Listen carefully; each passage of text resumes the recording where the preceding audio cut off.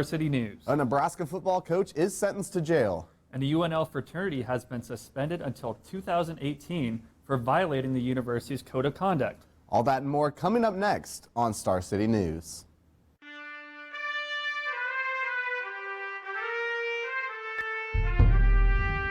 Live from the television studios in the College of Journalism and Mass Communications at the University of Nebraska-Lincoln, Star City News starts now.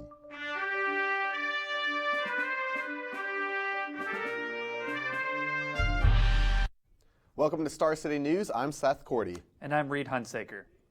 UNL Huskers football wide receivers coach Keith Williams has been sentenced to 30 days, 3 years of probation, and a $1,000 fine.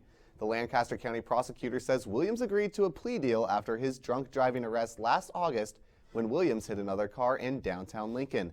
In a statement, Nebraska Athletics Department spokesman Keith Mann said, since the incident in August, Keith has accepted responsibility for and acknowledged the seriousness of his actions, and we will continue to support him.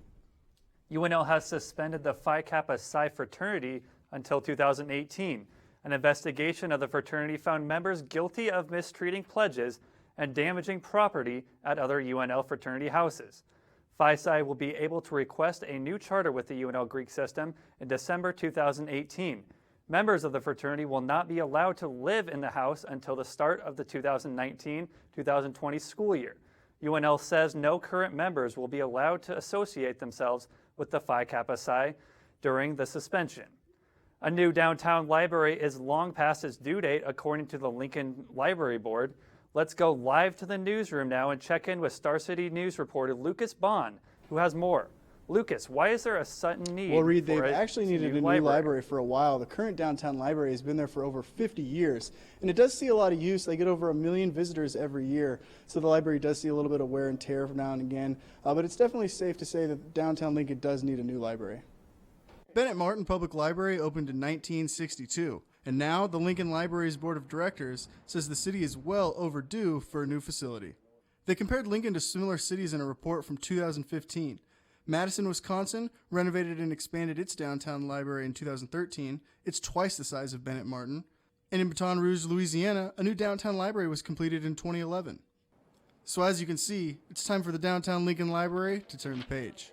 Renovating Bennett Martin would cost several $million, and while it will cost around $55 million for a new building, Lincoln Library's director Pat Leach thinks the current location has seen its final chapter. Probably instead of finding it effective to invest money to renovate this library, it probably makes sense to relocate the library and potentially to build a new library somewhere else within downtown. Leach tells me one of the main needs, more rooms for community meetings. And while the courtyard in the middle is nice, it eliminates the chance for having wide open spaces. One of the sites the board is looking at is the Pershing Center. More of that discussion is about building a new building on the Pershing site, not so much about reusing the Pershing building. The board also wants to hear from the people on what they're looking for in a new library, so they're holding town hall meetings open to the public. Anybody is welcome to come give their input tonight at 6:30 at NET and again tomorrow at noon at the current downtown library. Once the plans are set, the board along with the consulting firm Godfrey's Associates will pitch them to Mayor Beitler, who told them he'll get the ball rolling before the end of his term in 2019. Reporting for Star City News, I'm Lucas Bond. The city of Lincoln is scheduled to build 5 new fire stations. The city has been seeking bids over the last month for the stations. They will be built around Lincoln over the next few years. The city is seeking a contractor to build a replacement fire station near the Lincoln Airport. The city is also seeking an architectural firm to design 4 new stations near the edge of the city. Last May, voters agreed to a sales tax increase of 1/4 cent. That tax will be in effect for 3 years and raise about $36 million for the new station. It will also provide funding for a new 911 emergency radio system. A familiar face at the Lincoln Police Department is stepping down from the podium after a 9-year career. Every weekday, police spokeswoman Katie Flood answers questions from the media. Soon, she will be moving on to a data and computer position with LPD. Flood says she will miss the relationship she has made with the media. I meet so many students and new reporters through this job, and I like seeing them get better in the months or years that I work closely with them, and I also like to see their lives and their jobs evolve. A new application process is underway to fill the absent position. Flood's last day will be in April. Did you see anyone today with a red X drawn on their hand? Well, all this is in an effort to shed light on the issue of human slavery and sex trafficking. President of Nebraska University Students Against Modern-Day Slavery, Monica Lopez, says trafficking happens locally. So here in Nebraska, at least in Lincoln right now, there's an average of 500 students are homeless in the Lincoln Public Schools. And what I learned is that on average, it takes about 48 hours for a runaway to be approached by a pimp or someone that's trafficking other people. According to the United Nations, 20 million people live in slavery, 800,000 people are trafficked across international borders each year, 55% of those are women and girls from 167 countries, and 1 in 5 is under 18 years old. Lincoln Chief of Police Jeff Blymeister says that local police are doing everything they can to uncover this act. We are training our officers, providing them more opportunities for additional training on what to look for. We're partnering with different community members, including the press, to be able to get this message out and share that this is not acceptable. As far as the red X's go, Lopez says it serves a great purpose. The End It movement is a nationwide coalition, and they focus on 4 things: awareness, restoration, rescue, and prevention. And they just try to bring awareness to all of these facts about human trafficking to the U.S. in general. To fight human trafficking, it really starts with knowing about it first, and you have to talk about it. And I think that's the hardest thing to do, is to sit down with someone and just talk about what goes into human trafficking. It's a scary issue. The Trump administration has rolled back some federal protections for transgender students in public schools. The Obama-era protecting allowed students to use bathrooms and facilities based on their gender identity. CNN's Reed Binion has more on the story.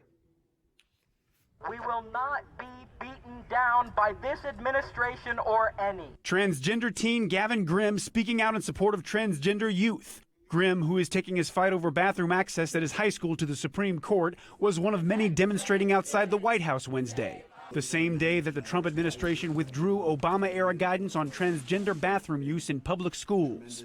The new guidance rejecting the inclusion of gender identity in the interpretation of Title IX, the federal law that bans sex discrimination in schools. Opposition to the move coming from one of Trump's own inaugural performers. Singer Jackie Ivanko, whose sister came out as transgender in 2015, tweeted to Trump, quote, "You gave me the honor to sing at your inauguration. Please give me and my sis the honor to meet with you to talk transgender rights." Education Secretary Betsy DeVos was reportedly initially opposed to a draft of the plan, though she was on board with the new guidance by the time it was announced. According to a source outside the government, DeVos reminded Trump that they had both publicly promised to protect all students.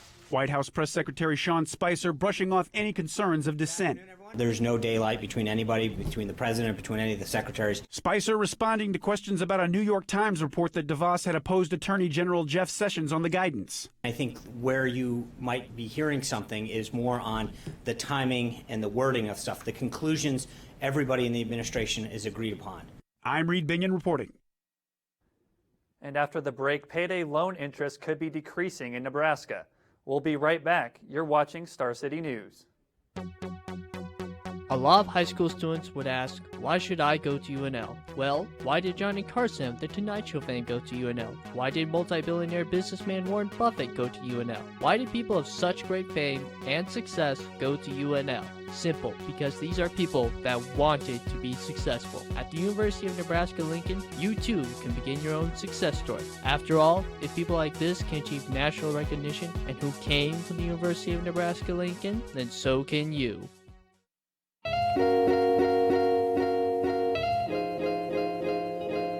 Out with the old, in with the new. The University of Nebraska-Lincoln's College of Journalism and Mass Communications is ready for the future with its brand new renovation.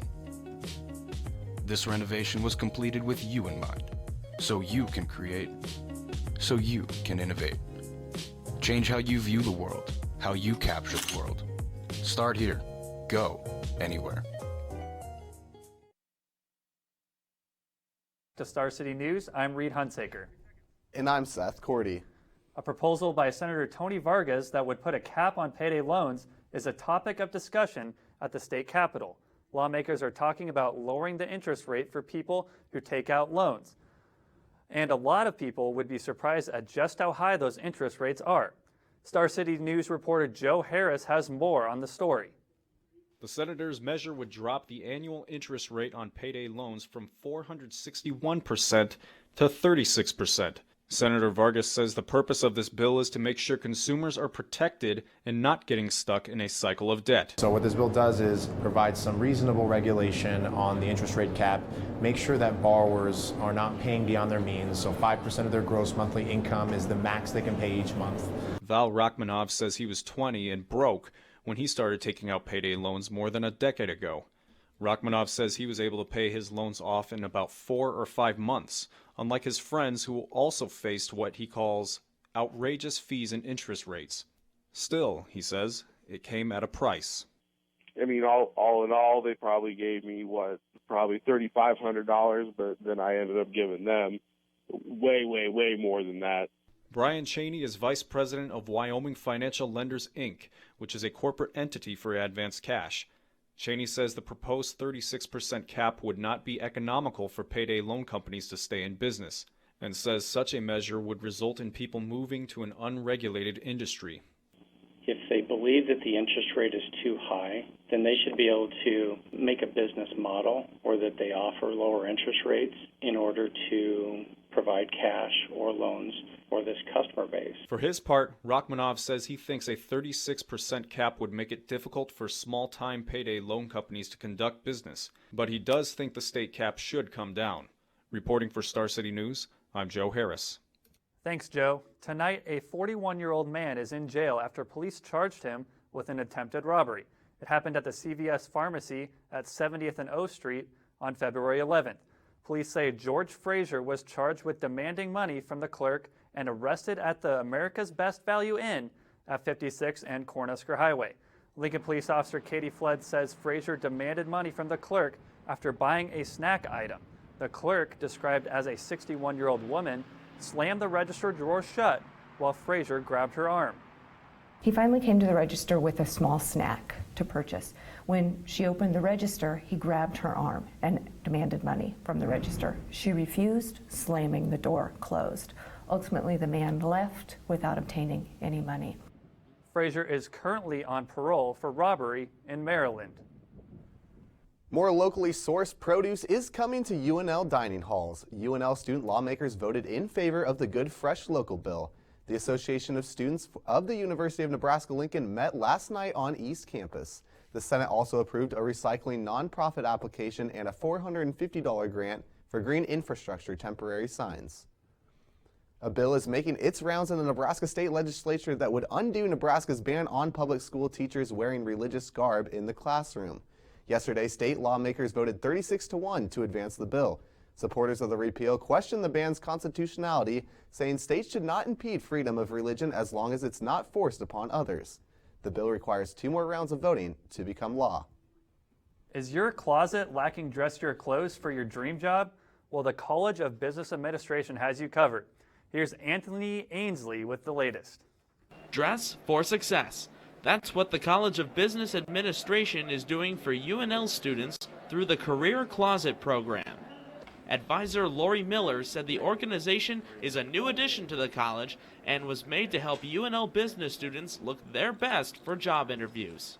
College of Business students can come and get up to 2 gently used professional dress clothing so that they can look their best. Senior accounting major Tyler Christensen said the program has a good variety of items students can choose from. But currently at the moment in our system we have tracked at 723 items, and we've got more sitting upstairs in the room, as she said, as well.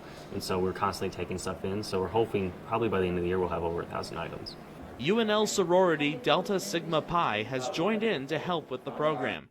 Third-year member Nikki Hullinger takes us on a little tour through the racks of clothes that her sorority and the program have collected. We sometimes put together outfits so it's easy for people to just see what they could put together. And then we have another rack. These are a lot of jackets, pants, skirts, everything for women. Career Closet is accepting donations of all men's and women's business outfits, including this jacket I'm wearing right now. Christensen said the program is working on its own personal store in the new College of Business Administration building, which will be opening this fall. For Star City News, I'm Anthony Ainsley reporting. Thanks, Anthony. In North Dakota, a handful of people have been arrested for trespassing at a protest site near the North Dakota Access Pipeline. Authorities closed the Oseti-Sakowin camp in Cannonball yesterday after giving protesters a deadline to leave or be arrested. The North Dakota Highway Patrol says it's arrested 9 people who have refused commands to leave the area. North Dakota Governor Doug Burgum issued his evacuation order last week. Our big ask for tomorrow is that, anybody that's remaining in the camp, we want to make sure they know that they have an opportunity to voluntarily leave, take your belongings, remove anything that you think might be culturally significant, and we'll help you get on your way if you need to do that. Officials say about 50 protesters are still in the camp, and it is unclear about how and when those protesters will be removed. Well, we must have been spoiled too long with warm weather. After the break, we'll update you about cooler temps heading our way. You're watching Star City News. For nearly 7 years now, Here Nebraska has provided the state with nonprofit music journalism. Our platform survives on the hard work and dedication of our staff and our contributors, everyday volunteers that generate content. Contributing is an excellent way to gain valuable professional experience, recognition, and build your portfolio. Go to herenebraska.org to learn more and how you can contribute.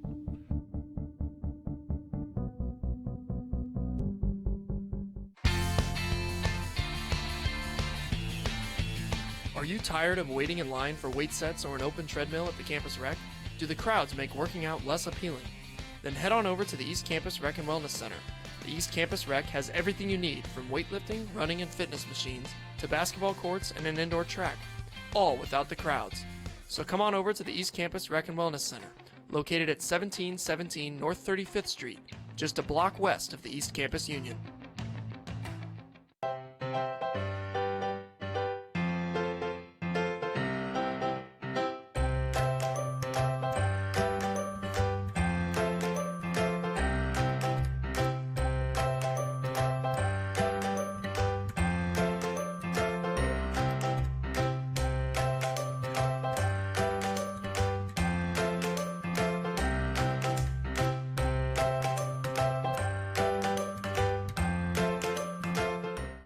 The historic Haymarket, a beautiful place just west of downtown Lincoln, home of the exciting Pinnacle Bank Arena and a rich history. The Haymarket's history starts shortly after Lincoln's founding, when Lincoln was a busy hub for trains filled with traders and merchants. But now, Lincoln has a new rail yard that's filled with people looking for food, drinks, or fun. The Haymarket is loaded with restaurants and fun for everyone. What are you waiting for? Go visit lincolnhaymarket.org/events to find out what's happening today. Welcome back to Star City News. I'm Seth Cordy. And I'm Reed Huntsaker. Our run of record-breaking temperatures has come to a screeching halt. Winter is back with a blizzard warning for some parts of Nebraska. A winter storm warning is in effect for most of the northern half of Nebraska tonight. These traffic cam shots from west and northwest Nebraska show the snowy weather is already here and getting worse in some areas. The National Weather Service said the severe conditions could include whiteout conditions in some areas, which would make travel extremely hazardous. Wow, conditions aren't looking all that great out there. Let's go over to meteorologist Cody Carlin for more on the weather. Cody? Yeah, that's right, Seth. I mean, we have as much as 20 inches of snow in Alliance, and we're also talking thunderstorms here in Lincoln, so a wide variety of weather, and it's only February. So let's take a look at the forecast now. Currently in the capital city, we are cloudy with a little bit of light rain. Even a few rumbles of thunder or two can be heard, and it is 40 degrees, but with that northeast wind at 20 to 25 miles an hour, it's feeling more like the upper 20s and even lower 20s. And the almanac for today, well, we didn't break a record, and we didn't even hit our average high for today. We topped out at 42 degrees. Our average is 43, and we will only continue to get colder as we head through the evening. But I did mention we did have some thunderstorms and a chance for some of those thunderstorms could be severe. This is the Storm Prediction Center's outlook from Norman, Oklahoma. There's a marginal risk for severe weather for the southeast part of the state, a slight just below the Kansas-Nebraska border, and that is going to be for damaging wind as well as large hail. But that severe threat will continue to diminish as we head throughout the evening tonight when those temperatures cool off. And they will cool off quite a bit, down to 30 degrees tonight for a low. And we will see a chance for that snow to mix with rain as we cool off our temperatures into the overnight hours. So we will then continue throughout the afternoon tomorrow, into the morning tomorrow, as well as afternoon with those showers and snow showers. And it will be blustery tomorrow, only increasing 1 degree from our low. So it's not going to be much of a warm up at all. And with those winds, once again, out of the north at 15 to 20 miles an hour, it's going to feel like the teens. And we could see about an inch or two of snow right here in the capital city. But as we look at our 7-day forecast, you notice that Saturday we are cool once again, but the sunshine returns 36. And then to finish out your weekend, a bit of a warm-up, sunny and 44 on Sunday. And then we're talking a lot more seasonable temperatures for this time of year. Monday, Tuesday, Wednesday, Thursday, all into the mid-40s. Plenty of sunshine. So even though we're not talking 70s like we were last week and even 60s the week before, 40s and sunshine, well, it's not going to feel too bad out there. That's your forecast. I'm meteorologist Cody Carlin. Back to you, Seth and Reed. Well, thanks, Cody. It seems like a classic Nebraska move, always being a little tease with the weather, eh? Yeah, and you know, with the rain and snow, I think we just got to get past tomorrow. Like Cody said, you know, it's going to be seasonal weather coming up, so just got to get past this weekend and hope for not that much snow. I agree. I was getting used to the 70s. I was liking it. Well, after a 4-day break, the Husker men's basketball team is back in action tonight as they hit the road for the home stretch of the regular season. Matt Rigby will have the details plus the rest from a loaded day in sports right after the break on Star City News.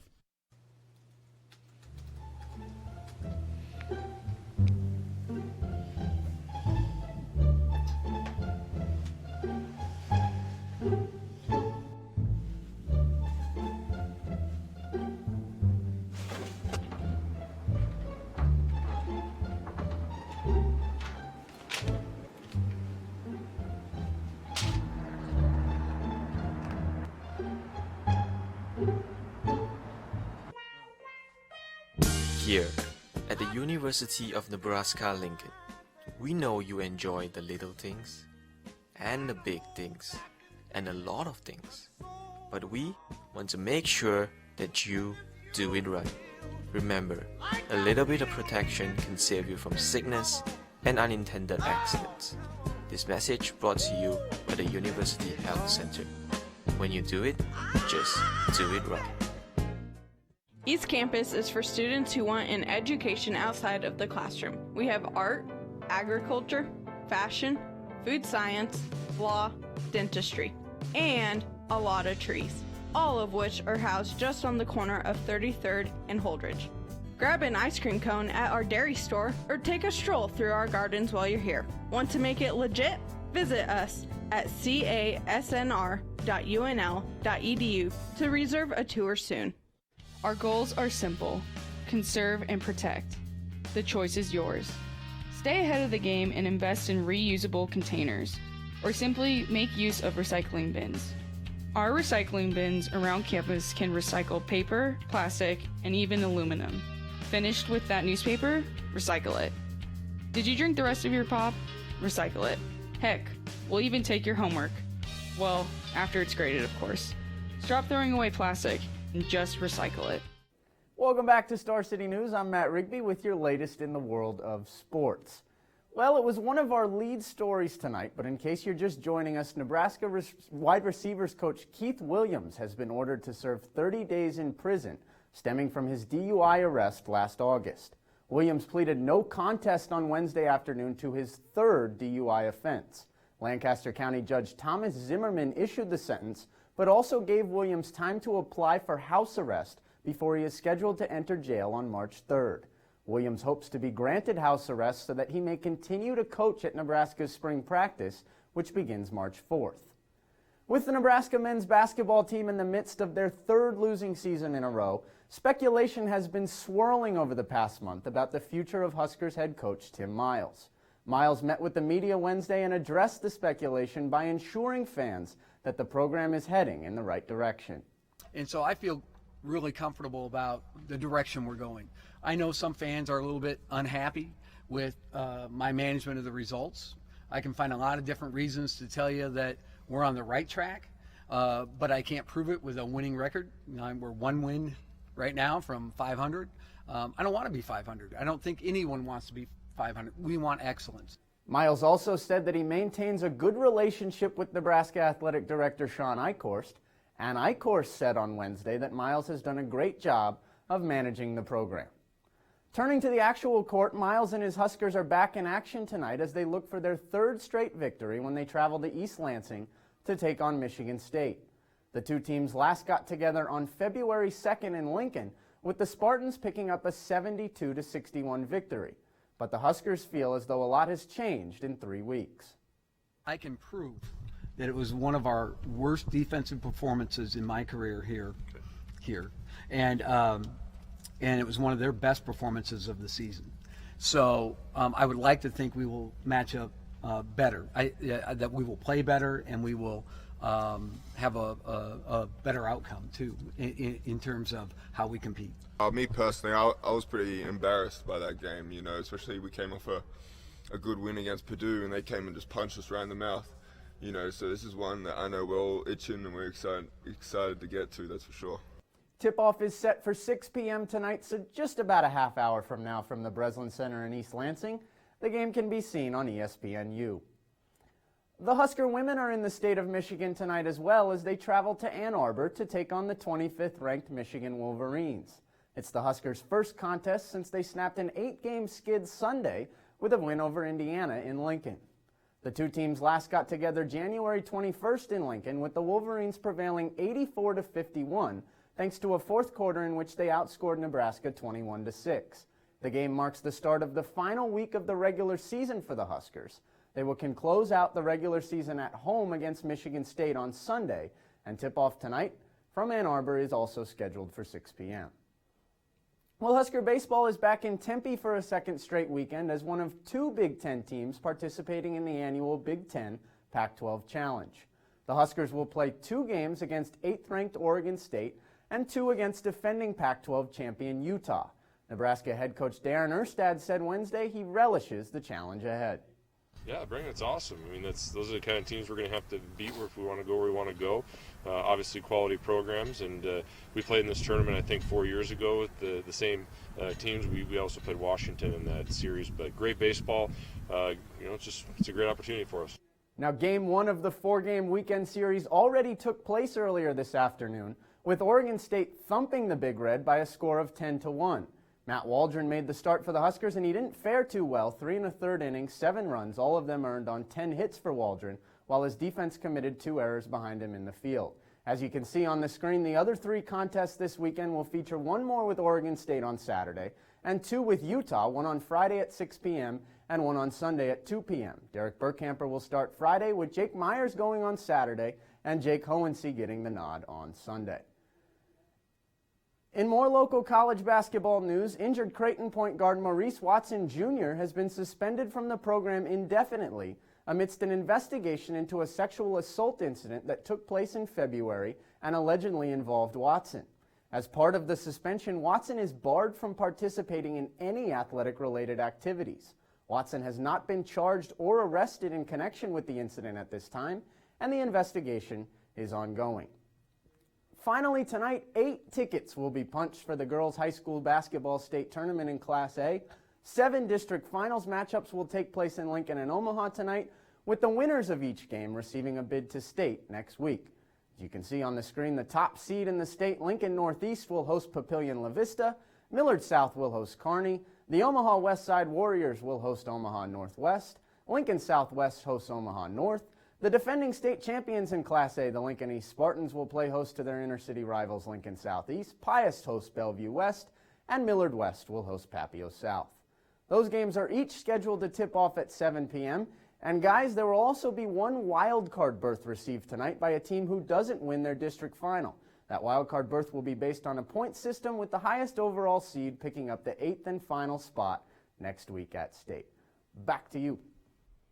Thanks, Matt. Well, Reed, it looks like things are just starting to heat up and get fun in the world of sports. I know we have state basketball coming, March Madness right around the corner, and spring football for the Huskers. Yeah, and you got baseball as well. You know, the guys are at Tempe right now. They're going to be coming back to Haymarket Park. So really excited for what's going to be coming up next for the Huskers. That's good. Well, a famous Nebraska coach is... And that's all for tonight. I'm Reed Huntsager with Star City News. And I'm Seth Cordy. Thanks for joining us. Have a great night.